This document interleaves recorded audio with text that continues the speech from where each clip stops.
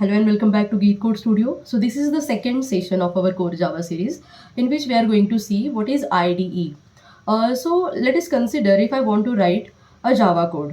तो मेरे पास कौन से ऑप्शंस हैं. मैं अपना कोड नोटपैड के अंदर भी लिख सकती हूँ. Basically I need an editor. Okay, so मैं अपना कोड नोटपैड में भी लिख सकती हूँ या फिर मार्केट में कुछ ऐसे अवेलेबल सॉफ्टवेयर्स हैं जिसके अंदर भी आप जावा का कोड लिख सकते हो.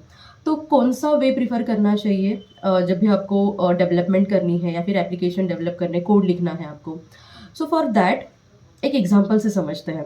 मान के चलो अगर मुझे मेरा एक रेज्यूमे बनाना है तो मेरे पास दो ऑप्शंस हैं कि मैं वर्ड यूज़ करके सारा जो मेरा डेटा है पर्सनल इन्फॉर्मेशन मैं वहाँ पे इंसर्ट करूँगी. सारी फॉर्मेटिंग भी जो है वो भी मैं मैन्युअली करूँगी. या फिर दूसरा ऑप्शन क्या है आपके पास, जो भी रेडीमेड वेबसाइट्स है जहाँ पे आपको करना क्या है, बस आपको आपका डेटा वहाँ पे इंसर्ट करना है और ऑटोमेटिकली आपका रेज्यूमे अच्छा एक टेम्पलेट वहाँ पे जो है जनरेट हो जाएगा. ठीक है, तो इसमें क्या डिफरेंस है दोनों वेज में. एक तो आपको टाइम कम लगा है ना, और एक प्रिसाइज एक मोर एस्थेटिक आपको रेज्यूमे मिल जाता है अगर आप कोई भी एक वेबसाइट यूज़ कर देते हो. करेक्ट, तो यही सेम डिफरेंस है अगर आप कोड नोटपैड में लिखोगे या फिर अगर कोड लिखने के लिए आपको एक रेडीमेड सॉफ्टवेयर यूज़ करोगे. तो ऐसे सॉफ्टवेयर्स को ही बोला जाता है IDE. तो IDE stands for integrated development environment. Here you can see what is IDE. So basically IDE stands for integrated development environment. तो इसका मतलब क्या होता है, तो IDE के अंदर जब भी आप कोड लिखोगे तो मान लो कभी कभी क्या होता है कि कोड लिखते टाइम कोड का अगर आपने कोई सिंटैक्स गलत लिख दिया तो सिंटैक्स में अगर कुछ भी आपने गलत किया है तो उसी टाइम पे कोड लिखते टाइम ही वो आपको क्या कर देगा, सजेशंस दे देगा कि यहाँ पे आपने गलत किया है. ये वाला जो ब्रैकेट है जो आपने ओपन किया था वो आपने यहाँ पे क्लोज नहीं किया है. ये सारे सजेशंस अगर आपने कोई अपर केस लोअर केस में कोई अगर आपने गलती की तो ये सारा जो सजेशन है वो आपको IDE दे सकता है. तो ऐसे कौन से IDEs हैं मार्केट के अंदर. तो अगर आपको जावा का कोड लिखना है तो आप STS यूज़ कर सकते हो, इक्लिप्स यूज़ कर सकते हो. मोस्टली फ्रंट एंड के लिए VS कोड यूज़ किया जाता है. तो ऐसे बहुत सारे जैसे नेटबीन्स भी है. तो ऐसे जो इंटेलिजे है, तो ये सारे जो IDEs हैं तो इनका यूज़ करके आप क्या कर सकते हो, आपका जो डेवलपमेंट टाइम है, कोड लिखने का जो टाइम है वो रिड्यूस कर सकते हो. मतलब एक फास्ट डेवलपमेंट आप कर सकते हो. ठीक है, तो अभी हम लोग क्या करेंगे इस सेशन के अंदर हम लोग देखेंगे कि how to install Eclipse IDE.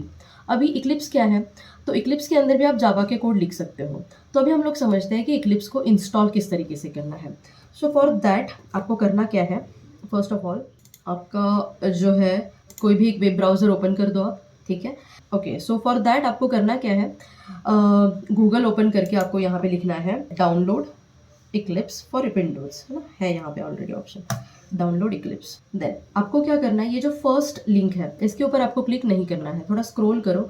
ये जो सेकंड आपको लिंक दिख रही है यहाँ पे ये जो ब्लू कलर का लोगो है इस लिंक के ऊपर आप सिंपली क्लिक कर दो. देन यहाँ आपको दिखेगा डाउनलोड का option, simply click on this option. Next ये जो आपको ब्लू कलर का बॉक्स दिख रहा है यहाँ पे आपके पास 3 ऑप्शंस है. अगर आप मैक यूज़ कर रहे हो then you can click on this link. Windows के लिए ये लिंक है, लिनक्स के लिए ये वाली लिंक है. So right now I am using Windows, so आपको इस लिंक के ऊपर क्लिक कर देना है एंड देन आपको डाउनलोड का ऑप्शन मिल जाएगा. Simply click on this download option. Okay, so here you can see कि डाउनलोडिंग प्रोसेस हो रही है. सो ये एक बेसिकली EXE फाइल है. डन. ओके, तो इसको ओपन करेंगे तो डाउनलोड्स के अंदर आपको ये वाली फाइल दिखेगी. डबल क्लिक किया इसके ऊपर, आपके पास मल्टीपल ऑप्शंस है तो इसमें से कौन सा सेलेक्ट करना है.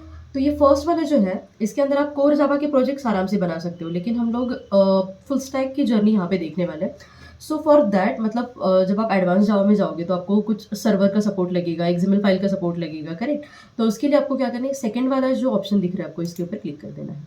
ठीक है, एंड देन इंस्टॉल के ऊपर क्लिक कर दो. सिंपली लाइसेंस एग्रीमेंट है, एक्सेप्ट नाउ. तो इंस्टॉल हो रहा है, it will take some time.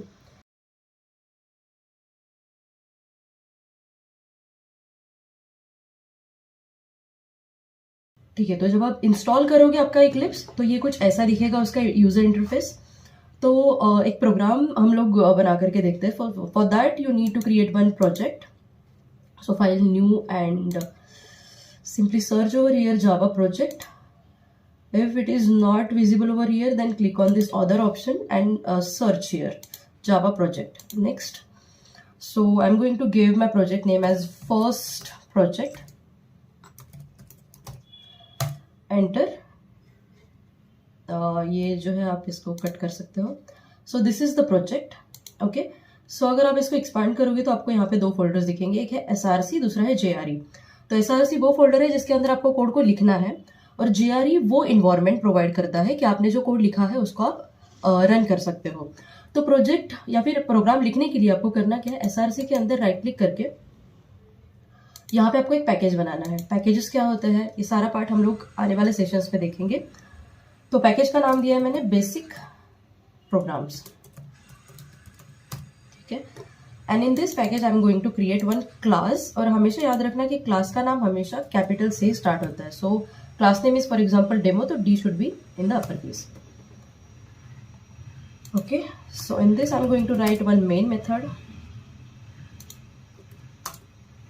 Okay, and then I'm going to write a printing statement, sorry, and hello world.